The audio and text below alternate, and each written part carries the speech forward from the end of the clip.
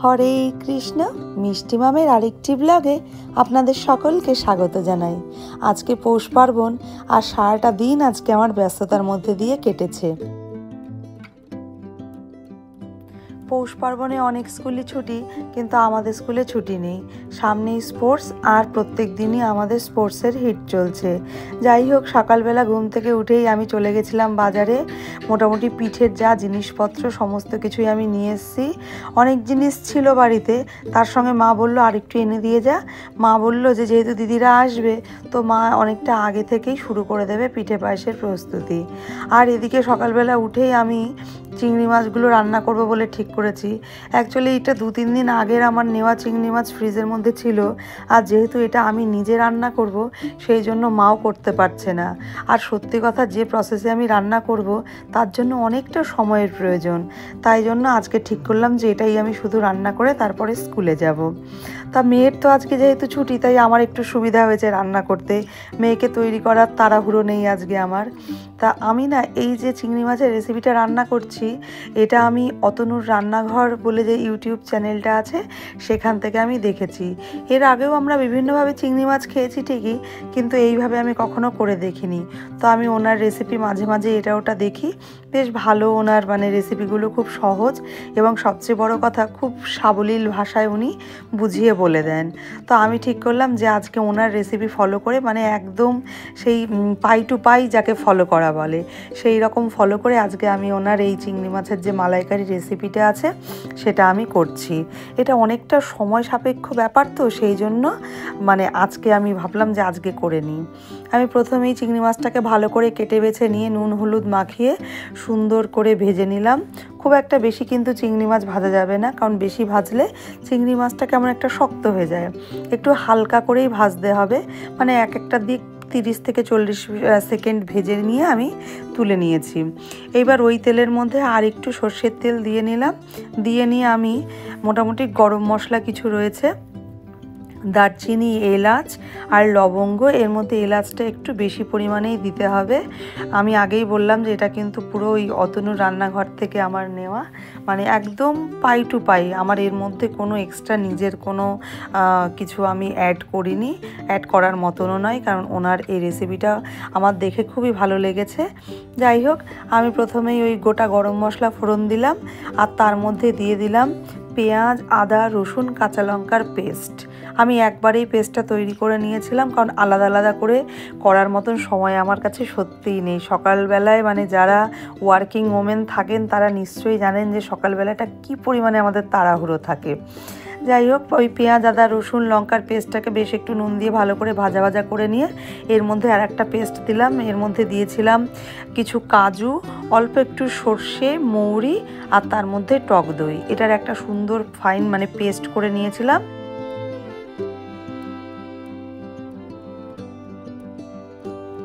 মোটামুটি আমার সব মশলা দেওয়াই কমপ্লিট হয়ে গেছে। আর এর মধ্যে একটু দেব হলুদ গুঁড়ো, কাশ্মীরি লঙ্কার গুঁড়ো, আর তার সঙ্গে লবণ। এই 3টে দিয়ে বেশ সুন্দর করে মশলাটাকে কষাতে হবে যতক্ষণ না পর্যন্ত এখান থেকে তেল ছেড়ে দিচ্ছে।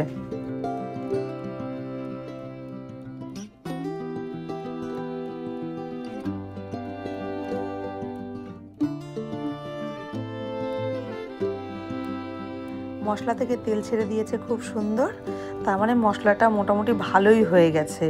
এবার আরেকটু নাড়াচাড়া করে এর মধ্যে দিয়ে দেব নারকেলের দুধ। নারকেলের দুধটা বের করার একটা খুব সুন্দর উপায়, যে নারকেলটাকে কুড়ে ওর মধ্যে গরম জল দিয়ে একটু অপেক্ষা করে ঠান্ডা হয়ে গেলে পরে ওটাকে মিক্সারে পেস্ট করে সুন্দর করে চিপে নিলেই দুধটা খুব ভালো হয়।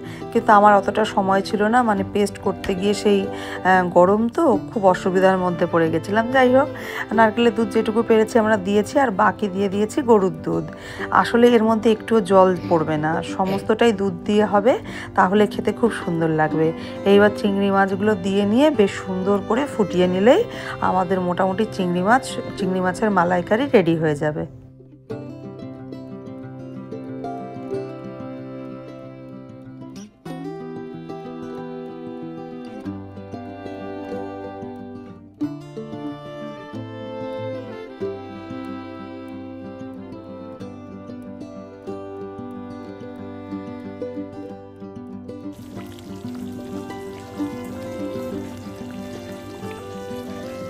চিংড়ি মাছের মালাইকারি আমাদের রেডি।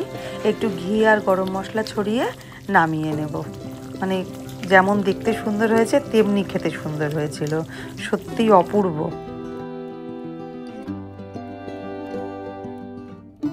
সকালবেলা স্পেশাল রেসিপি করতে গিয়ে এত দেরি হয়ে গেছিল, শেষের দিকে সেই কোনো রকম তড়িঘড়ি করে রেডি হয়ে সোজা স্কুলে।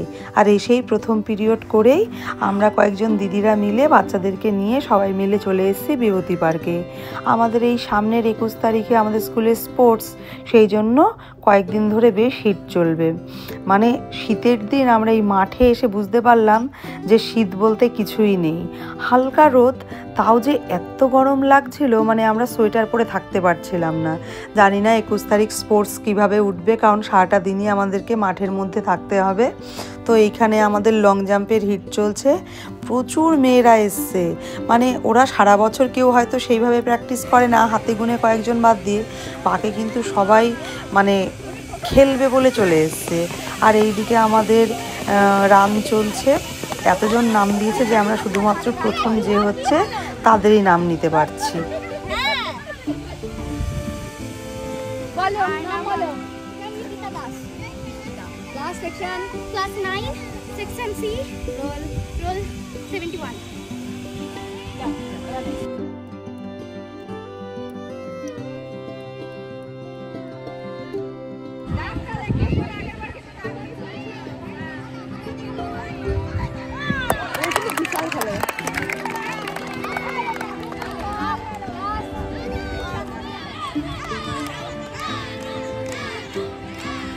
একদিকে রান, একদিকে লং জাম্প, হাই জাম্প, আর এইদিকে বর্ষা ছোড়া, লোহার বল ছোড়া, সমস্ত কিছুই মোটামুটি একদিনেই হয়ে যাচ্ছে।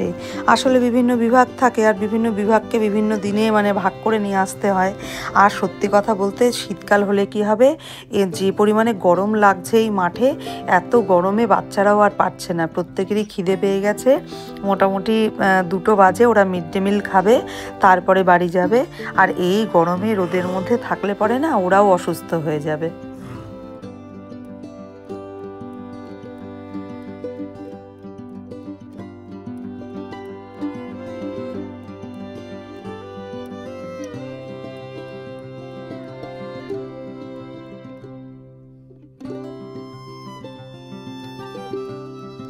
মাঠ থেকে সোজা চলে এসেছি বাড়িতে, আর এসেই দেখি মা পাটিসাপটা বানানো শুরু করেছে কি বেশ কিছুটা হয়েও গেছে।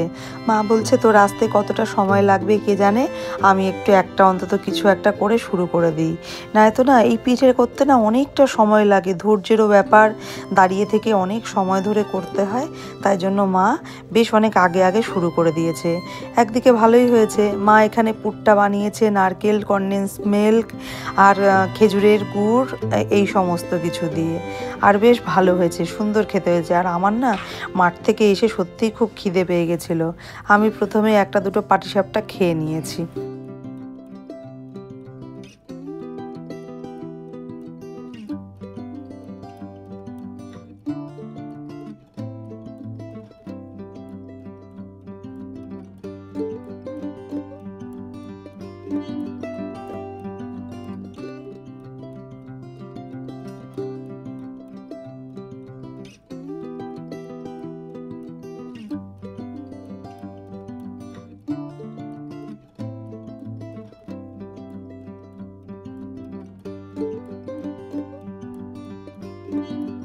কি সুন্দর পাটিসাপটাগুলো দেখতে হয়েছে, আর তার সঙ্গে খেতেও হয়েছিল খুব সুন্দর। যাই হোক, মায়ের মোটামুটি পাটিসাপটা ভেজে নিচ্ছে, আর আমি মায়ের সঙ্গে দাঁড়িয়ে দাঁড়িয়ে গল্প করতে করতে আমিও খেয়ে নিচ্ছিলাম। আর এই যে এদিকে এখন মা করছে দুধ পুলি। মা মোটামুটি ওইদিকে কিছু পুলি করে রেখে দিয়েছে, এইখানেও পুলি অনেকগুলো বানিয়ে ফেলেছে, আর কিছু ছই কেটেছে, আর এখানে দুধটা জাল দিতে বসিয়েছে। আবার মাকে হেল্প করার জন্য আমিও দাঁড়িয়ে গেছি। দেখে তো অনেক সহজ মনে হচ্ছে, এটা কি অনেক সহজ? ওই দেখ দিদু কি করছে, দিদুরটা নেই।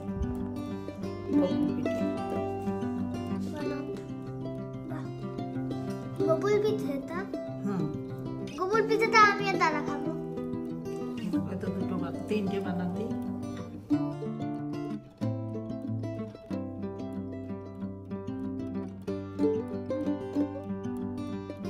মা বেশ কিছু ছইও কেটে রেখেছিল।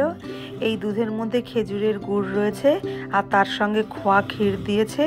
আর এই যে এইখানে দিচ্ছে কনডেন্স মিল্ক। মোটামুটি এই দুধের যে মানে শিরা যাকে বলে, এইটা যেটা হবে না মানে দুধটা, সেটা যত টেস্টি হবে তত ভাল লাগবে। আর এই যে পুলিটার মধ্যে যে পুরটা দিয়েছে, এটাও মা একটু অন্যরকম করে মানে বেশি করে খোয়া দিয়ে ওই ভেতরের পুরটা বানিয়েছে এবং সেই পুরটাও খেতে খুব সুন্দর হয়েছিল। নারকেলের পরিমাণ খুব সামান্য দিয়েছে, কিন্তু ভেতরটা বেশ ক্ষীর ক্ষীর পুর হয়েছে।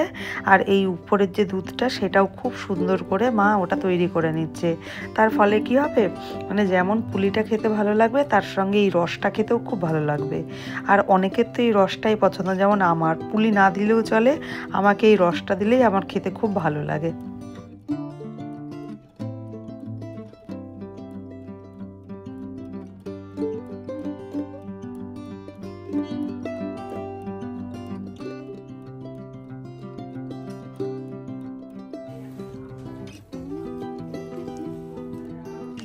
খেয়েছিস পিঠে? খেয়েছিস বাবা? বাবা বাবু পিঠে খেয়েছিস? আবার নিমকি?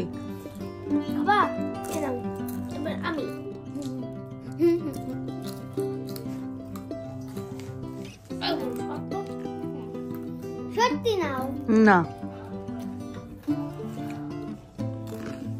Thank you.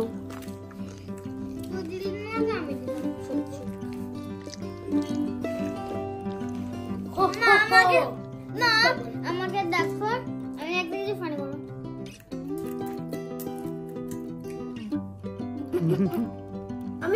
আমি আর কি জিনিস করবো।